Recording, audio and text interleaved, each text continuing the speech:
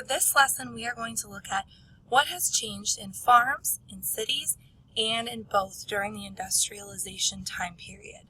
We just finished focusing on settling of the Great Plains. Well, in cities in the Northeast and Midwest, a lot is changing as well, and some of the changes we talked about during westward expansion have to do with these new changes. So first of all, in the past, farmers needed many workers or people to labor in their fields. Here you can see an image of many farmers working in the fields. You can see that it takes a lot of people to plant the crops, harvest the crops, and make sure that the farm is running smoothly. So a farmer didn't just farm by himself, he usually employed many people to work on his farm. Now a change that occurred is called mechanization. New machines like the reaper help the farmers do more work with less labor. So if they don't need as much labor, then they don't need to hire as many workers, and some farm laborers lose their jobs.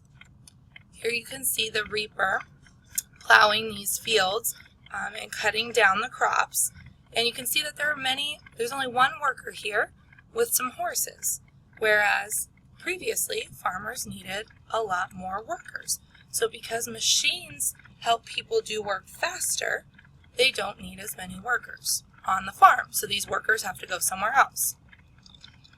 Now during industrialization, we have the mechanization of farming, so less workers or labor are needed. Mechanization means using machines instead of people. So now that these people don't have jobs at the farm, they need to go somewhere else. Where they end up going is to the city. However, in the past, most people made their living outside cities in agriculture. They either owned a farm or worked on a farm, and that's how they made their money. What changed? Growing industries created new jobs in factories. Throughout this unit, we are going to talk about many industries that grow. One is the steel industry in Pittsburgh, the textile industry in New England, the meatpacking industry in Chicago, and the automobile industry in Detroit. All of these industries are rapidly growing and they need workers. So people who lost their job on the farm due to mechanization now can go get a new job in the city working in a factory helping to produce these new goods. This is a picture of Pittsburgh in 1900, and you can see there's lots of smoke. It's very industrial.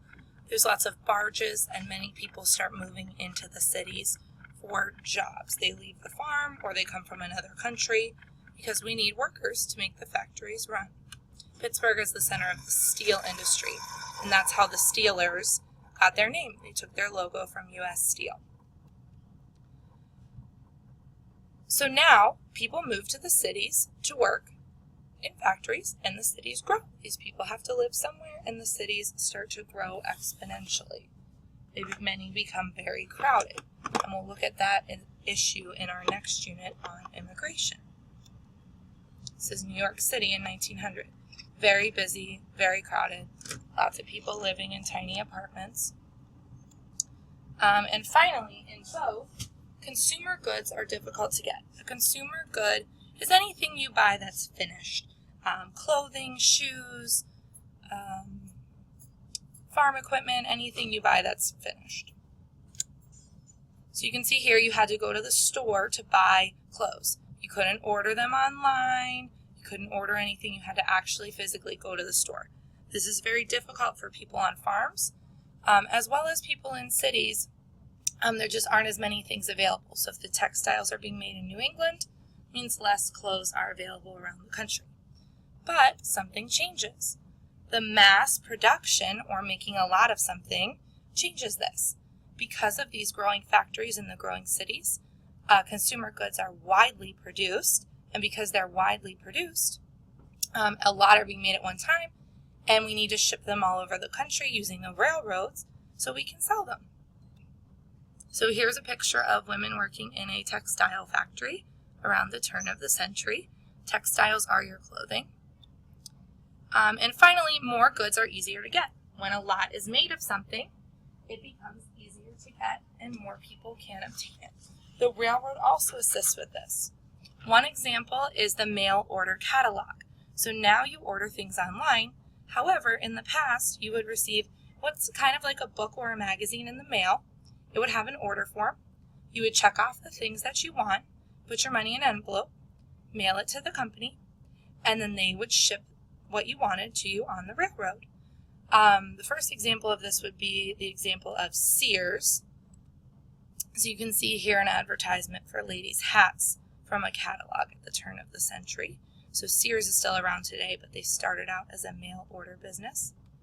And finally, the second invention that helps is refrigerated train cars, because the meat that's being packaged in Chicago from the beef cattle out west, that needs to be preserved and refrigerated to be sent around the country to grocery stores.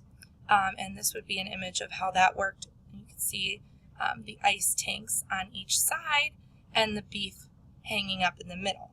By preserving the meat, we can ship it anywhere in the country from Chicago. We can ship it to Virginia or California, and it stays fresh for sale. These inventions helped build national markets for products. A national market is not a place where you go buy something. It just means that people can buy them all around the country. Make sure you finish filling in the video notes and go back and catch any that you missed.